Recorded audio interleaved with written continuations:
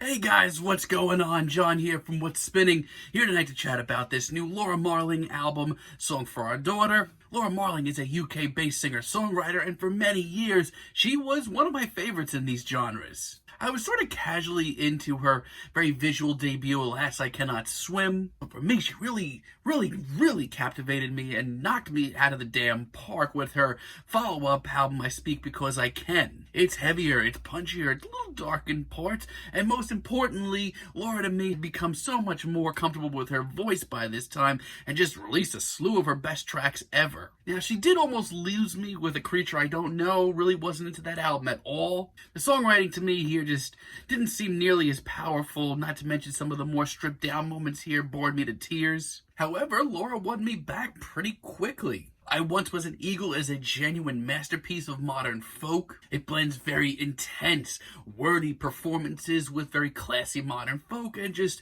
is very enjoyable. And Short Movie was surprisingly epic and cinematic, no pun intended, and kind of showed Laura working in a new direction, but it really worked for her. Now, at first I did like her last album, Semper Femina, but honestly it's kind of lessened on me over the years, and that Lump project she did had its moments, but was also very weird. However, Laura's back, new album, let's chat about it. This album starts off with Alexandra, and it's very light, very breezy, very upbeat start, and instantly, I'll be honest, I'm in love with this sound. Laura's always had a really great way with words over the years, but sometimes she gets locked into this sort of storytelling mode, and things really get special then. And that's kind of where we are right now. I love how just incredibly visual this track is. It's intense and it has the fire of her early work, but also has a newfound maturity to it as well. Not to mention, between the wonderful backing vocals and the very lush instrumental, this really is the total package. On the other hand, held down is sort of an interesting left hook. This reminds me of a lot of the sort of bluesy material on her last album, Semper Femina, but updated a little bit. I love how bluesy and smoky this track is. It's really cool, but like this album's intro, there is a newfound maturity to Laura Marling's music, and I commend that. It's just so emotional and intense and really relatable as well. Laura's on fire right now. As a matter of fact, she just seems to be on a really great comeback track right now. Strange Girl, on the other hand, I love how upbeat this track is, and honestly, for me, I love it just how explosive and fiery some of these lyrics are. I love just hearing Laura just so rebellious and so strong, and it's even more powerful when you take in these big vocal harmonies behind her. I mean, to be honest, if I heard more stuff like this on Semper Femina, I would have probably remembered that album a whole lot more. And Only the Strong is sort of the first real ballad that we get here, and you know what? It's absolutely gorgeous. I love how lovely and stripped down and introspective this track is. Now, Laura's always been a very personal singer-songwriter, but it's never been this intense, at least not in a very long time. But like I said earlier, but I can't stress this enough,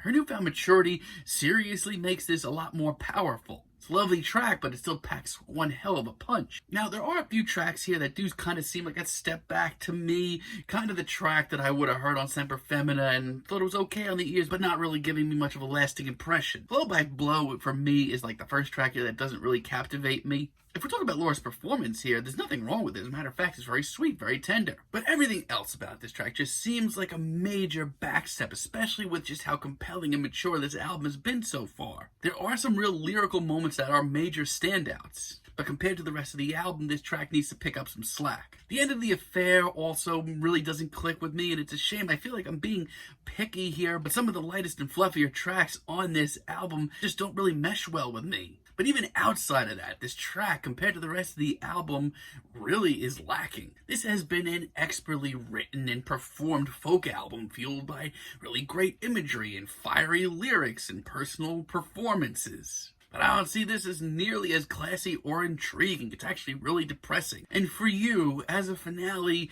is just sort of middle of the road for me. I do like how rustic this track is. And let me tell you, after an album that has been fueled by heartbreaks and tragedies, it genuinely does my heart a lot of good to hear just how sweet these lyrics are. But for me, this instrumental is just so boring. It really could have used some of the lavish instrumentation that we heard earlier. But Laura's very fiery performances and compelling songwriting really ends up knocking this album pretty much home. As far as a stripped down and bluesy track goes, this album's title track, A Song for Our Daughter, is very compelling. I love her very smoky vocals here. These are actually some of my favorites. Once again, Laura's getting a little bit older. She's seen a lot in her days, and she's going down a laundry list here of things she doesn't want her daughter to deal with, and ends up giving her some advice as well. It's actually really sweet. It's also incredibly well written. Like most of this album, you end up really feeling for her. At first, when it came to Fortune, I didn't think I was going to be that into it. It was once again very light and fluffy. But that's not a problem here at all. As a matter of fact, Laura's storytelling and imagery really knocked this one out of the park. It's a sort of ironic tale here, but I think she pulls it off wonderfully.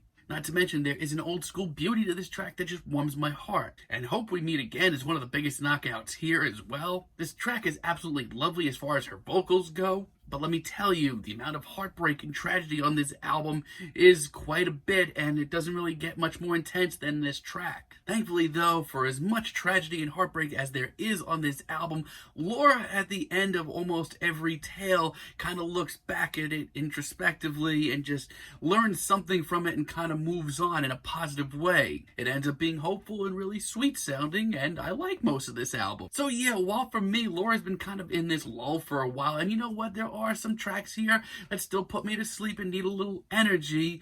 For the most part, this is one of Laura's most compelling albums in years. You know, it's not an easy album to listen to at times. There's a whole lot of heartbreak and tragedy here, but Laura has grown a little bit older and has matured incredibly and ends up writing some of her most powerful material in years with that. It's pretty impressive. I'm feeling a strong 7 on this album, but let me know what you guys think down below. If you liked the video, be sure to give us a like, give us a subscribe, and let me know down below what you would like for me to chat about in the future.